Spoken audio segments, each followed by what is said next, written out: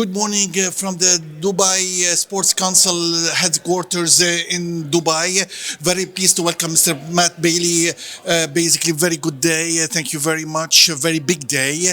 The first of its kind, this magnitude of sustainability in sports. This is something not very common in the Middle East. It's coming, and Dubai is basically committed to be at the forefront. You're launching a big initiative today. Would you please tell us more?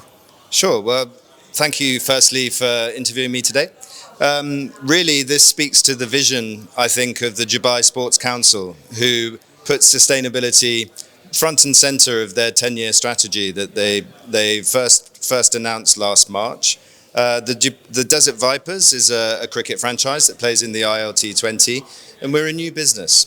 So in my role, I had an opportunity to think about who we are and what we should stand for.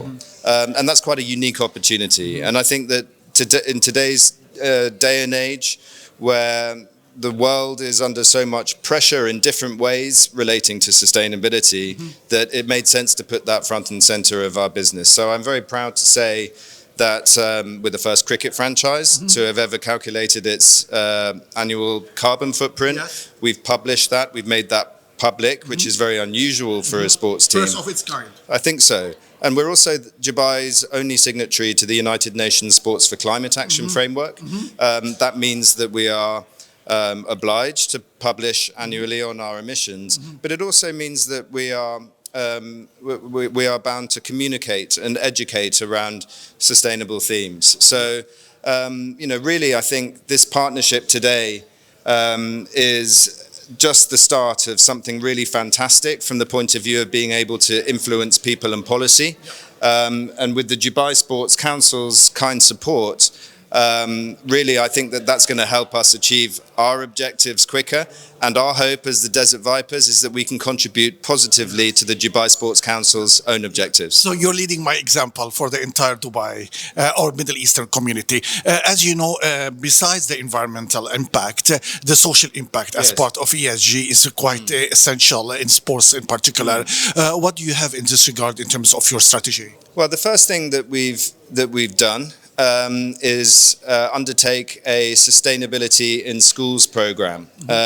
So we're taking cricket with our partners, Sports Spirit Federation, into local schools and international schools. And what we do is we provide an introduction to cricket, which many of the children have not experienced before, but we do that through the lens of sustainability. And we educate the children on basic topics around things like climate change, around renewable energy, around small things that they can do to make a difference themselves. And it's been tremendously successful so far. It's a program that we hope to extend with the Dubai Sports Council's support. Yeah. In terms of public-private people partnerships, as you know, you mentioned about the partnerships with people, also with some schools and all that. Would you please tell us more about your partnerships with other stakeholders in the private sector? Yeah, sure. Well, I mean, first I'd say we're just getting started. Yes. But your strategy for the partnerships. Well, but actually we've achieved quite a lot so far. So I'll give you an example of some of the partnerships that we already have in place. I mentioned Sports Spirit Federation, who are our local partner in this regard, without whom I don't think we would be able to make the progress that we have to date. But one partnership I might mention is with the Plastic Pledge, with Mr. Toby Gregory.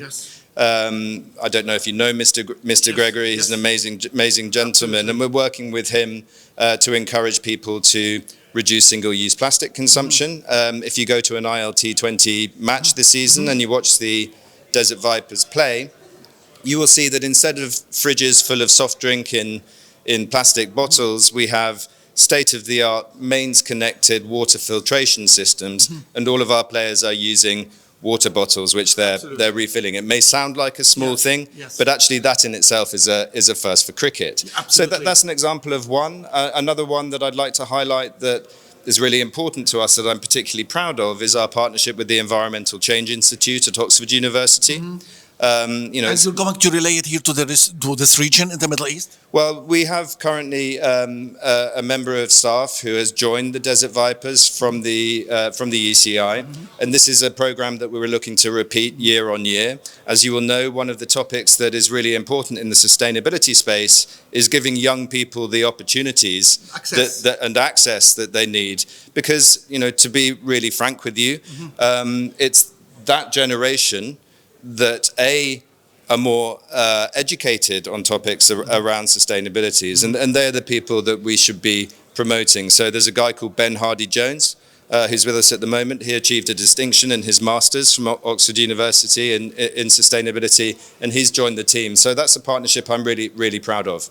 Right. I would like to mention, since we are at the Dubai Design District, fashion plays a major role. I did ask you just briefly before. Would you please tell us more how we can tackle? We at ESG Mena, the first and only ESG Knowledge Hub, have been, encountering many hurdles in this regard, to include the fashion sector, especially in the Middle East.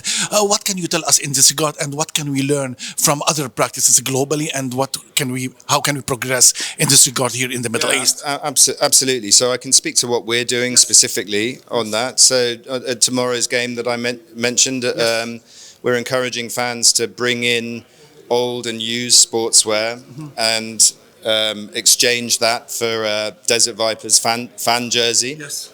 And the thrust behind that is to encourage the idea that fashion products are not things that you simply throw away. Yes. I mentioned when you asked the question that 30% of microplastics in the ocean come from polyester clothing. Yeah. So the fashion industry is a huge contributor to what is a much bigger problem. I think the real nut to crack, to speak from a sports industry perspective, is the apparel that we wear ourselves and that we sell as replicas to fans. This is an area of extreme importance that hasn't really been solved yet. And the reason for that is because it's hard. For loads of good reasons. But if I just talk about what I know about best, and that's elite athletic performance, the materials in the market today aren't necessarily conducive to enabling our players to be the best players we can be. I actually tried to create a shirt for this season that our players would wear that is a more sustainable alternative to polyester. And we created a shirt, but what we found was, from a breathability and from a performance stretchy perspective, it didn't quite cut muster. But these are challenges and hurdles that we will not just give up upon.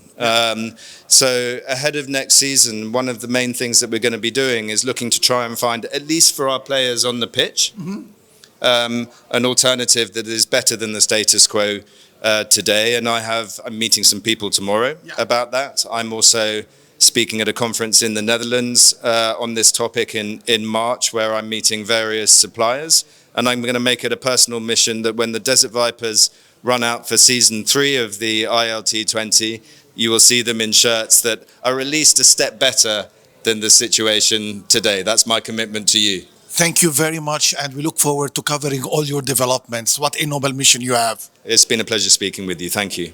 Thank you.